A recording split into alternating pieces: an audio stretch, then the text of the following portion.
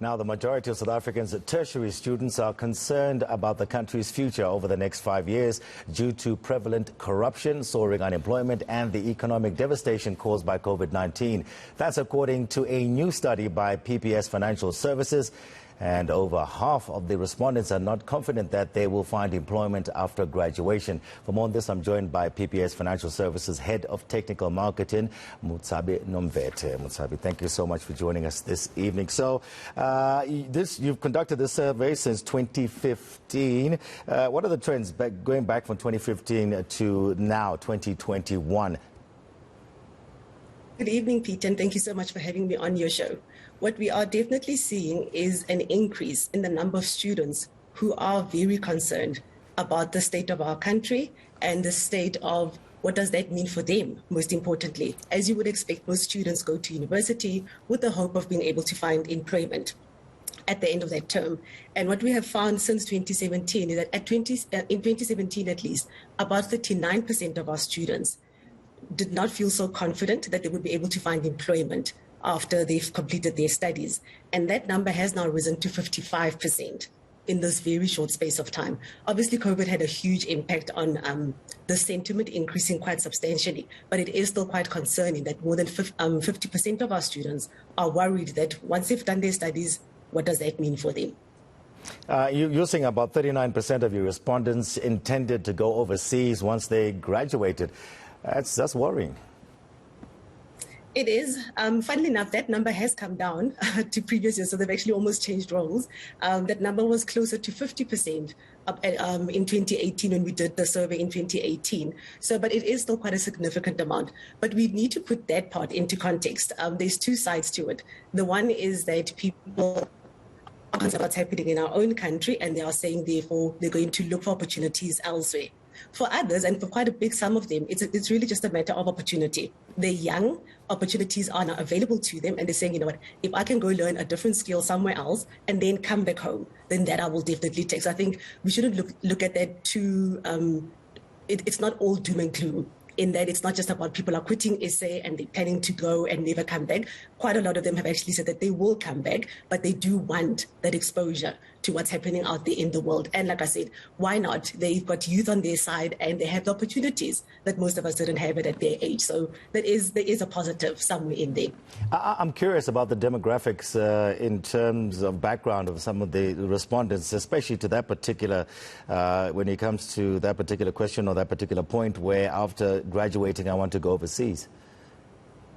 Well, look, we don't have stats per question per se, but if you look at the overall study, we surveyed over 3,300 students across all universities, public universities and universities of technology around the country.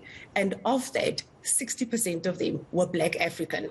22% were white, and then 7% thereabout were Indian, and about 5% were colored. So I think that's a nice representation of our population and our student population, more importantly, at university. And so it's not, I mean, I think we can infer that across all the questions that we did ask, there was about that 60% split for Black African who are. So part of it would be those who are looking to go overseas. Some of them are saying, you know what, I'm going to stay here and I'm going to help to solve the problems that South Africa is facing, and I want to be part of the solution as well. 31% of your respondents are planning to have a side hustle even while they're at university, and they plan to grow that side hustle even when they're employed. I suppose, you know, this is good news because we're pushing entrepreneurship, aren't we? Yes, that's definitely good news. A few years ago, when we did the stats, when we did the study again, the numbers were very low. Entrepreneurship was not an option. Everybody was looking to go to university, find a job, work for someone, and Bob's your uncle. And now to see that a third of them actually already have side hustles that they want to obviously grow and explore as they progress in their careers, as they progress in their studies, that is encouraging because that's always been the missing link.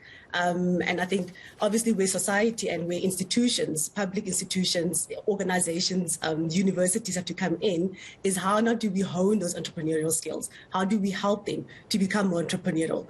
In one of our focus groups, one of the young people, I don't know how they do it, they're studying and they have 3 side hustles. So good news to hear. That's the kind of stuff that we have been bemoaning for quite a while, a long time, that we don't have those skills and we need to start nurturing them from a very young age. So this was really very encouraging to see. And obviously, we're encouraging a whole lot more of it. And each of us have to try play a role in that. Well, they are affected adversely, of course, by COVID-19. I'm talking about in terms of studying, because all of a sudden they had to be studying at home, or e-learning as it's called. How much did that affect their studies? And also, I'm sure, COVID-19 would cause some sort of anxiety. Yeah. Well, look, funnily enough, again, the beauty of this is we do now have a 6-7 year track record of actually tracking these stats. A few years ago, again, 75% of our students were only about face-to-face, and they saw that as the only future.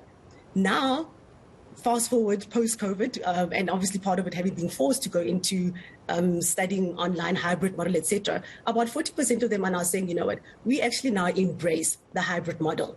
With that, of course, came a few challenges. The first thing being data being quite expensive. That came through quite strongly, where, suddenly you find yourself one day at home and they're saying, well, if you want to be in a class, join us online. Otherwise, you get to miss out on what's going on. And they found that data is incredibly expensive. It is still quite expensive. That's something that we need to dig into. And I think all of us can play a part. As PPS, one of the things that we did is to help people, with access to technology. So all sorts of devices, but then also access to data. But a whole lot more can be done, and definitely making it a whole lot cheaper and a whole lot more accessible for everybody. But it is encouraging that they are now they are embracing this thing. And I suppose that also is what gives them leeway into the side hustle and other forms of, exploring other opportunities that are available to them. So that's quite a nice one. And then just in terms of your second question about anxiety, that definitely also has come through when we track this. That's obviously before COVID, we never really used to track anxiety, etc. But definitely we saw an uptake in the number of students who say that compared to 2019 to now, they definitely find themselves feeling a whole lot more stressed, a lot more anxiety, having more periods of lows versus highs. So that's something that I think we cannot ignore as a society. Anxiety and depression are becoming a major issue in our country. Just this afternoon, I read a very, very shocking story that some 1,300, or at least there was young people as young as 9 years old in a cohort of 1,300 people who died by suicide last year. And that says to me that something is not working. Either there isn't enough support, etc. We need to try pick those cases up early and provide our young people and our students with the necessary support to say, you know what, as tough as things seem now, there is that light at the end of the tunnel, and it does help them to navigate their way to find that light that all of us are so desperately looking for. Now, get the little silver lining with Motsabi Nomvete. Thank you so much for speaking to us here on Newsnight.